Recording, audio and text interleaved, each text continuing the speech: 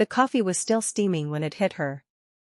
It splashed across her white shirt, burned her skin, soaked into her hair, and sent a gasp through the elegant restaurant. For a few seconds, nobody moved. The crystal chandeliers glittered above the shocked guests, sunlight poured through the enormous glass windows, and in the middle of that beautiful afternoon, a young waitress stood trembling as if the whole world had suddenly turned against her. But what happened next would change 3 lives forever. If you believe that kindness can heal people and that everyone deserves a second chance, please like this video, share it with someone who needs hope, leave a comment, and subscribe to Whispered Hearts. Sometimes, one small act of kindness can become the reason someone chooses not to give up. Her name was Nalia Hart, and she had been working at the restaurant for only 11 days. At 24, she had learned how to smile even when her feet hurt, how to carry 6 glasses without shaking, and how to apologize for things that were never her fault. She worked the afternoon shift because every evening she visited her younger brother, Milo, who was recovering from an accident. Their parents were gone, their savings were almost finished, and Nalia had quietly taken on the responsibility of keeping their little family together. She never complained about it. She simply worked, saved every dollar she could, and told Milo that better days were coming, even when she secretly wondered whether she believed those words herself. That afternoon, the restaurant was filled with wealthy guests attending a private luncheon. Among them was Elara Voss, the glamorous wife of Billionaire technology CEO Rowan Voss. Elara entered wearing an expensive ivory dress and a pair of diamond earrings that caught the afternoon sunlight. Everyone recognized her, and the staff immediately became careful around her. She had a reputation for being demanding, but Nalia had never met her before. The trouble began with a cup of coffee. Nalia had accidentally placed the wrong coffee beside Elara's plate. It was a simple mistake, the kind that could have been corrected in seconds. Nalia immediately noticed it, apologized, and reached for the cup. But Elara's expression hardened. In front of several guests, she began criticizing Nalia's appearance, her uniform, and the way she carried herself. Nalia stood quietly, accepting every insult because she desperately needed the job. Then Elara lifted the coffee. Nobody expected what happened next. The hot liquid struck Nalia across the chest and face. She stumbled backward, clutching her burning skin. A few guests gasped. Someone dropped a fork. Another waiter froze near the kitchen doors. Nalia's eyes filled with tears, but she refused to cry. She looked down at her soaked uniform and then at Elara, not with anger, but with the exhausted sadness of someone who had already endured too much in life.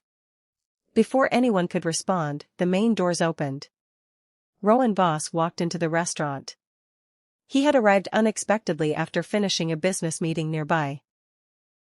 He was dressed in a dark blue suit, his expression serious, but the moment he saw Nalia standing there covered in coffee, his face changed. Then he saw his wife holding the empty cup. The room became completely silent. Rowan did not look at the other guests. He walked straight toward Nalia.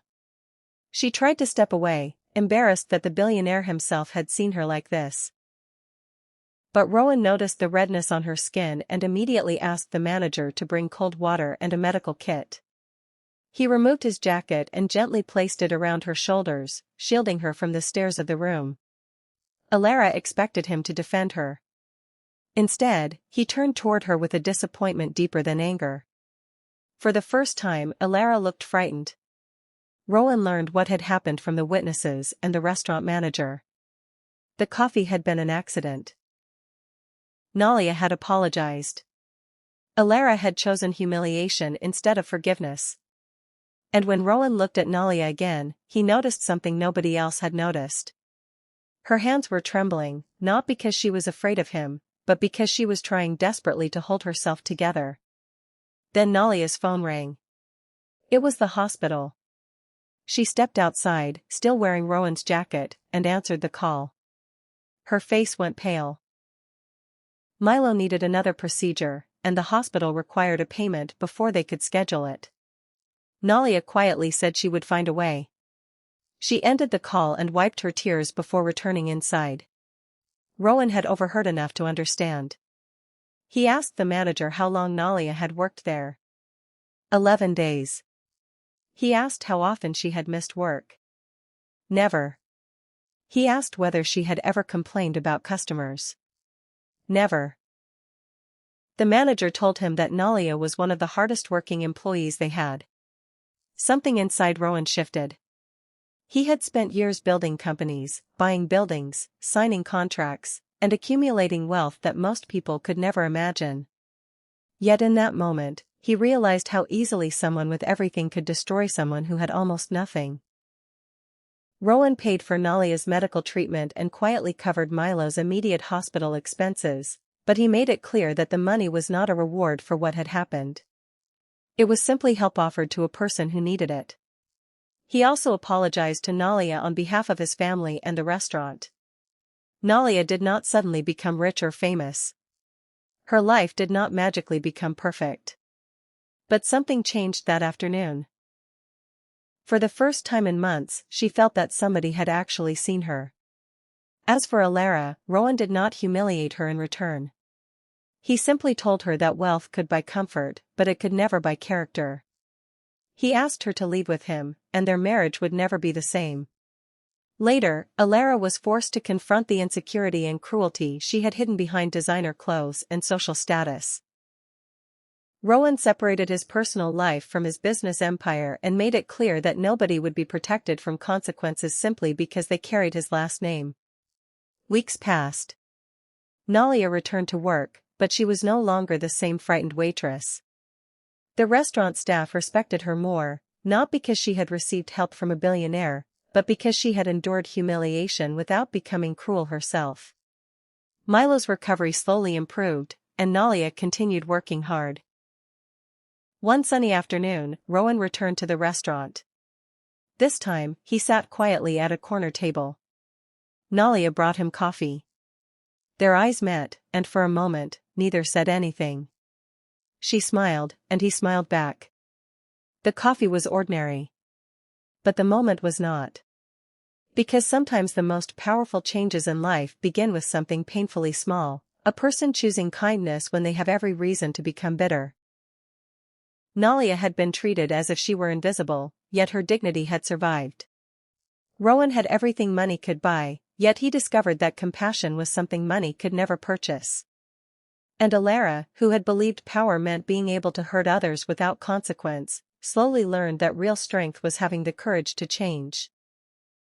Before we reach the ending, if this story touched something inside your heart, please like the video, share it with someone who believes in kindness, and subscribe to Whispered Hearts. Your support helps these stories reach people who may need a little hope today. And please comment, kindness has power, if you believe that one compassionate person can change the direction of another person's life. Because Nalia never forgot that afternoon. She remembered the burning coffee, the humiliation, the tears she refused to shed, and the moment a stranger walked into the room and reminded her that her life still had value. Years later, when someone asked her what changed everything, she never talked about the billionaire, the expensive restaurant, or the money that helped her brother recover. She simply smiled and said that sometimes, when the world makes you feel small, all it takes is one person seeing your worth to help you remember it yourself.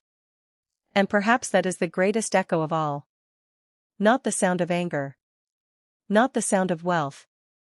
But the quiet echo of kindness, traveling from one wounded heart to another, reminding us that even after the cruelest moment, there can still be a beautiful beginning.